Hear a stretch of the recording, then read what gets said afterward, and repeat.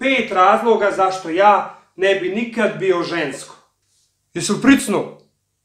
Ajde probaj da ne pricneš.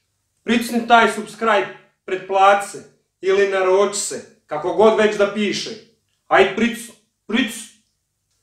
Sad možemo da krenemo. Dobrodošli na mom YouTube kanalu i danas ćemo pričati o jednoj jako delikatnoj temi. Da li ste ikada pomislili kako bi bilo da ste žensko? Kako bi to bilo? Pa ja nisam. Gledajući ženski svijet oko mene, sve što bi mi palo na pamet u takvim trenucima je hvala Bogu pa sam muško. Nemojte me sad pogrešno shvatiti. Volim ja žensko, to se ne može opisati. Ali da budem, ma nema šanse.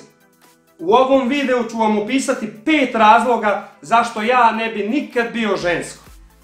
Ostanite i saznajte kako ja vidim te stvari. Prvi razlog, za kojega će se vjerovatno mnogima činiti smiješno da sam ga uopšte stavio na ovu listu, je pišanje. Vama se to možda čini mala stvar, ali vjerujte mi da nije. Mogućnost da baciš piš iza svakog ćoška bez straha da ti neko baš tad u pozadinu bleji, vrijedi mnogo. A tek kad vani udari -20, a tebe stisne pa nemaš gdje, sreća pa sam muško, kome je do toga da mu dupe bude ko ledena kocka. Drugi razlog je neprestano laganje i pretvaranje. Žensko biće ti malte ne od dana kako se rodi neprestano laže, glumi i pretvara se da jest nešto što nije. Često vole očitavati nama muškarcima kako smo mi lažovi i ne znam ti šta, ali mi smo male mace što se toga tiče. U nas ti je glavna laž, ma nisam bio u kafani, ili ma popio sam samo jedno piće i tome slične gluposti. Mi muškarci smo jako loši u laganju i kad slažemo nešto, tome se više može reći da nam je žena pogledala kroz prste i pustila da mislimo kako nam je laž uspjela. A žene? Vidiš, to već od malena trenira sve sorti laži i prevare. To se šminka, rekao bi čovjek nema ljepše na kugli zemaljskoj. De umij se, skin taj malter, nisi ti tako lijepa. Onda se natakari na štikle, ma nisi ti tako visoka. Pa Vanderbrau zvuče i stisne ga. Još je malo pa i čarapa trpa u njega. Ma ne moš ti od sisica čudo napraviti. Pa steznjak, da bi struk izgledao manji, a dupe i grudi sočnije. Opet iluzija. Mogu bi ja još toga nabrajati, ali eto. I čemu sve to? Sve to da se bolje proda, da bude popularnija u društvu, da bude primijećena sa strane muškaraca. Ne bi li uhvatila nekog nesretnika koji će je poslije cijeli život trpiti. I nju i sve njene bubice. Kad samo pomislim na to, ma nema govora da bi ja bio u toj ulozi. Treći razlog zašto ja nikad ne bi bio žensko je menstruacija, trudnoća, rađanje. Ovdje sam stavio ove 3 stvari zajedno jer su dosta povezane na više načina. Ako počnem sa menstruacijom, ja razumijem da je to jedan prirodan ciklus, čišćenje i to. Ali sa njim zajedno ide i PMS. Što znači, nije dovoljno da te sjebe fizički, jer navodno je to za mnoge bolan proces i ne znam ti ja šta. Već te sjebe i psihički. Onda uzmimo trudnoću.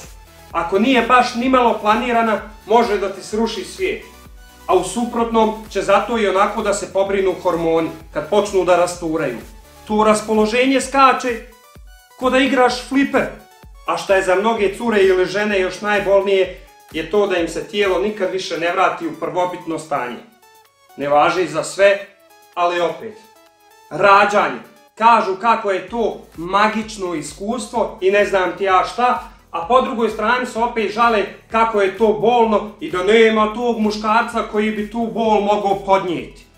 Možda to stvarno jeste dar kojeg mi nikad nećemo iskusiti. I možda to jeste bol kojeg mi ne bi mogli podnijeti. Ali vjerujte mi, mi podnosimo mnogo više nego što vi možete misliti. Samo gledaj, PMS, nosečnost, rađanje, pa kad dijete dođe, to hormoni igraju ko na igranki. Tu ne možeš biti pametan. Ko će vama ugoditi? Nama ne treba da trpimo bol. Dovoljno je da trpimo vas. I ja da budem žensko. Pa nisam budala. Četvrti razlog je neprestana potreba po drami i neizjašnjenost. To jest kad ni sama ne zna šta hoće. Evo par primjera. Jedan dan viče mi: Vice, kakav si? Odaš okolo ko klošar u trenerci, gde se to malo sredi? Drugi put krenem negdje, ja se obučem malo ljepše, ona odmah viče: A gdje si ti to pošao? Za koju se ti to sredio tako? Ili ovaj primjer. Ja je pitam, hoćemo za vikend na more da rezervišem hotel. Pa išla bi, ali... I ostane na tome ali. I sad dolazi vikend i ona će ti meni: Dragi, ja sam već spakovala. Ma možeš ti pakovat koliko hoćeš, samo ne znam kud ideš. Jesi rekao? Popizdic. Jednom viče: Odo ja do salona na šišanje. Vrati se ona i sad ja ništa. Pa jel mi dobra frizura? Ne znam. Kako ne znaš? Pa u šta gledaš? Pa reko, meni ista. Idiote, za koga se ja sređujem? Ti ništa ne primjećuješ. Cure, žene, šta god, da vam ja nešto objasnim. Kad imaš kosu 80 centi i odeš frizeru i odsječeš 5 centima, to mi muškarci ne registrujemo. Skrati to napola i bit će zapaženo. I samo da znate, uvijek vičete kako vas mi muškarci ne razumijemo. Pa vas ne bi ni međugalaktični tumač jezika, ma ne bi vas ni Joda razumio, a očekujete to od nas muškaraca. Alo! Izjasnite se šta hoćete, pa možda i dobijete. Ide sad, budi žensko. Peti razlog zbog kojeg nikad ne bi bio žena je pretjerana emotivnost. Žene sve živo povezuju sa emocijama i dok u nekim stvarima to dobro služi, na drugom kraju motke to izgleda suviše sluzavo i nema nikakve svrhe. To plaču kad su zaljubljene, plaču kad su ostavljene, plaču kad su zaboravljene, plaču kad djeca odrastu, plaču kad partner neće. To odmah misli on me ne voli više, ima drugu. A čovjek došao posle 5 noćnih smjena i samo se izvrnuo. Pa joj, smršala sam. Pa joj, ja se udebljala.